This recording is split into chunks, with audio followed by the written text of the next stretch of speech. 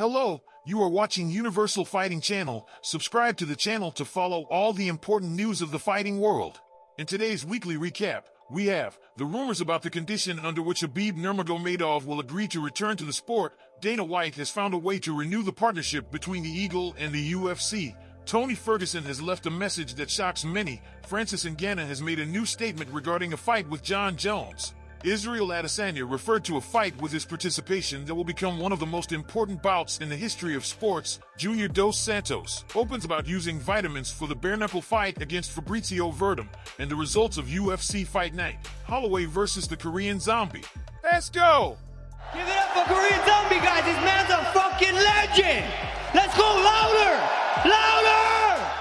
Grappling expert Craig Jones asserts that Khabib Nurmagomedov's financial demands prevented the realization of a potential grappling showdown with George St. Pierre. Despite UFC President Dana White's efforts to entice Nurmagomedov back into competition after his unexpected retirement, a lucrative encounter with St. Pierre was suggested, with the unique angle of a grappling match rather than an MMA bout.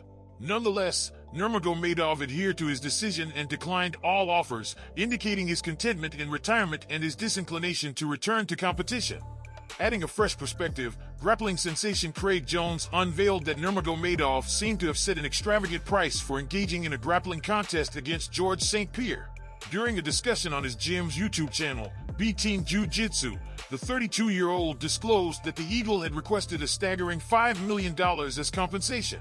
I remember I was with the Fight Pass guys and they were trying to ask me for opponents for GSP for ideas, and I had no idea who would be. I was just like, they asked me in the moment, I was like, I don't know. But I remember, obviously I said Khabib. I think they said Khabib wanted $5 million to do the grappling match. Oh wow. I was like, whoa. A clash between Nurmagomedov and George St. Pierre possessed the potential to become an immense spectacle, likely ranking among the most significant bouts in UFC history. Regrettably, it now joins the ranks of unrealized legendary matchups that have slipped through the cracks. Despite all of Dana White's so far unsuccessful attempts to convince Khabib to return to the cage, the boss is not giving up. In a recent live stream between the former UFC lightweight champion and the president of the UFC, Dana White talked about making a full documentary about Dagestani fighter, perhaps watching it mind of Khabib Nurmagomedov. So there you go. You heard it here first, ladies and gentlemen. We're doing a documentary on Khabib. I think this year is gonna be very busy, and next year, like around about summer, it's gonna be like one of the best documentary. I agree.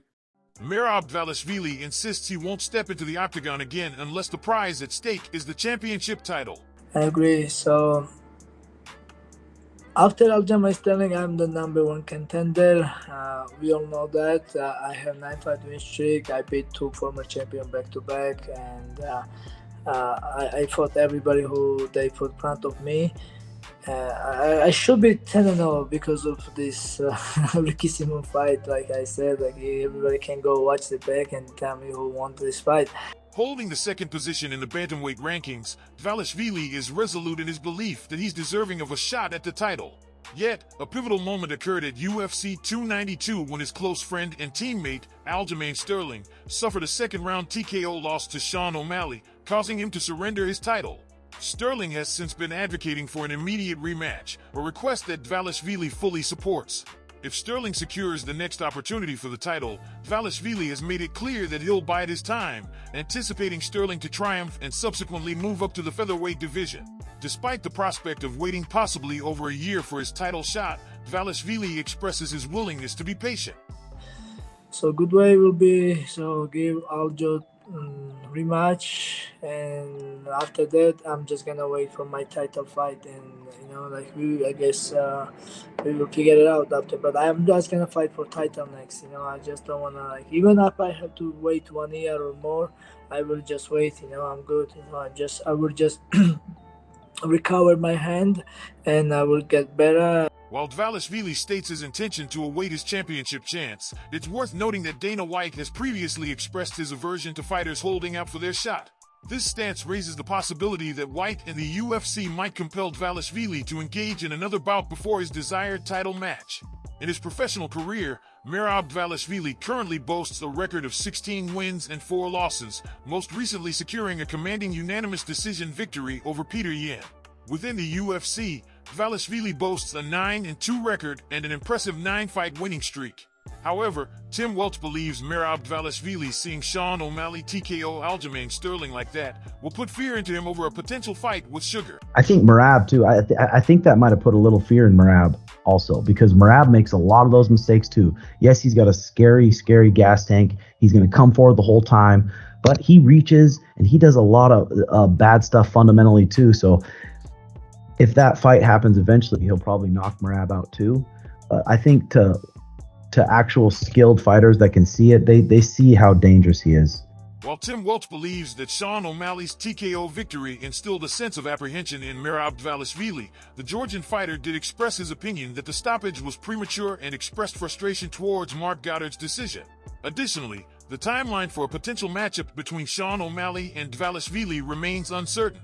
O'Malley has been outspoken about his desire to face Marlon Vera in his next bout, which implies that Dvalishvili might have to secure another victory to solidify his claim for a title opportunity. For a considerable span, Tony Ferguson held a widespread reputation as the premier lightweight fighter globally, if not one of the top contenders. Despite consistently hovering near a title challenge, his closest attainment was the interim championship. In a recent post on his X account, the 39-year-old practitioner of the 10th Planet Black Belt expressed his candid thoughts. In response to numerous opinions asserting his diminished competitive edge, Ferguson outlined his perspective on the reasons behind his streak of losses.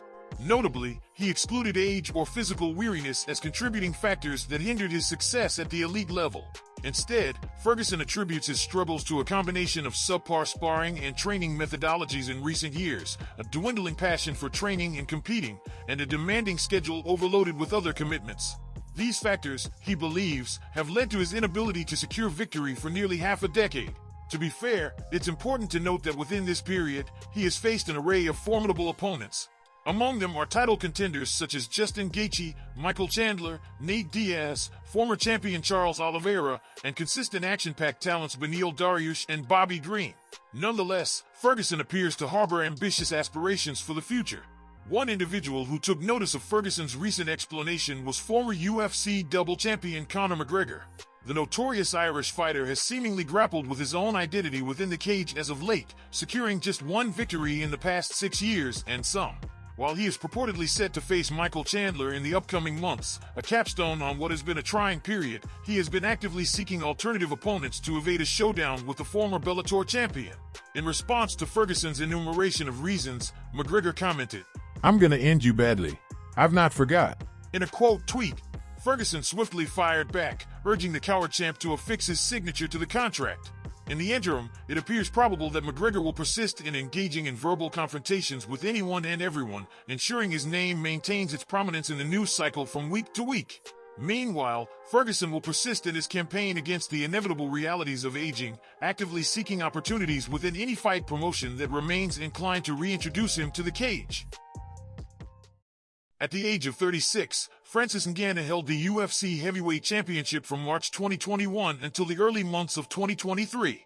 Ngannou's departure from the promotion was a result of failed contract negotiations, leading to the vacancy of the title.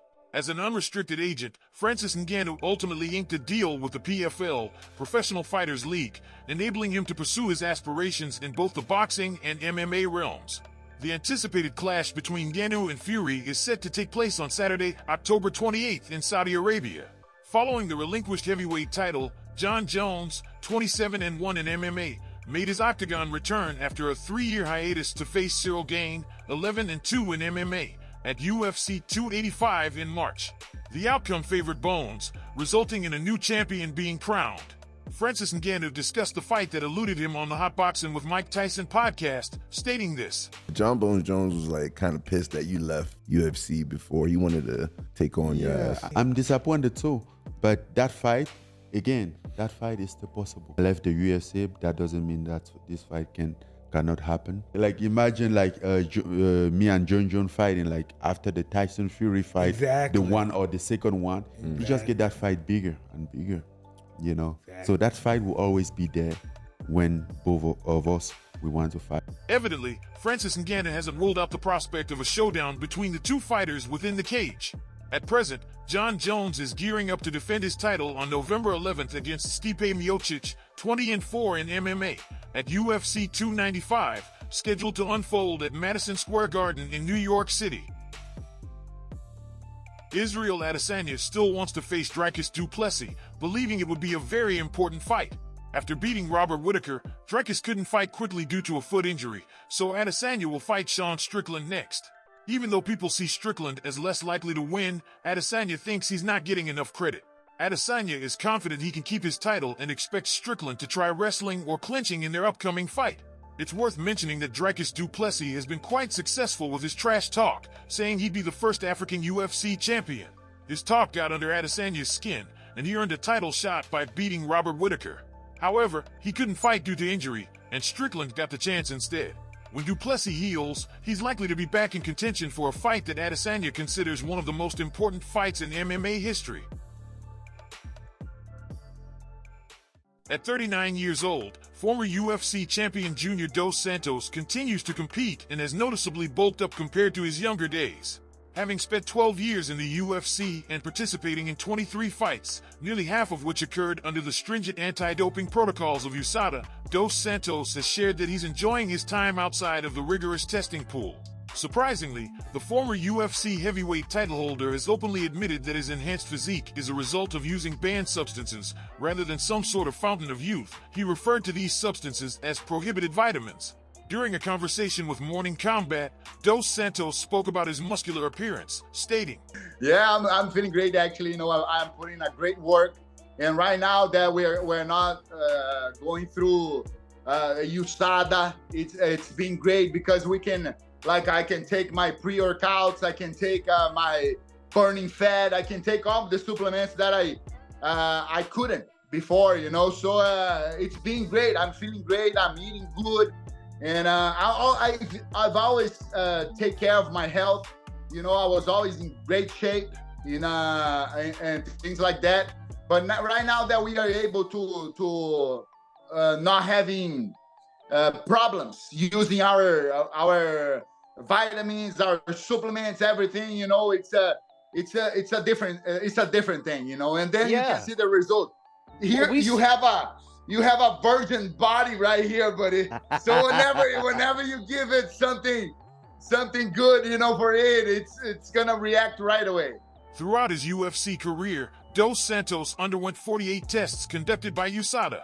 A solitary issue arose in 2017, although the drug test failure was ultimately attributed to the inadvertent consumption of a contaminated supplement.